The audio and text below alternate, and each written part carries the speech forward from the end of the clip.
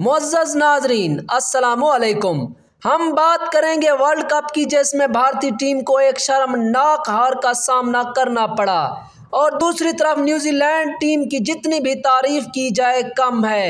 नाज़रीन, New Zealand cricket team ने इस मैच को वन साइडेड ही बना दिया था और भारत को शिकस्त देकर यह साबित कर दिया है कि पैसे से कुछ नहीं होता, असल चीज़ गेम है। नाज़रीन, भारत पाकिस्तान के मैदान तो खाली कर सकता है, लेकिन पाकिस्तान में क्रिकेट के पैशन को कभी कम नहीं कर सकता। जब भारतीय टीम की हार की हकीकत जानने के लिए शोएब अख्तर से सवाल किया गया तो शोएब अख्तर ने भारतीय मीडिया पर बैठकर भारतीय मीडिया की ही बैंड बजा दी।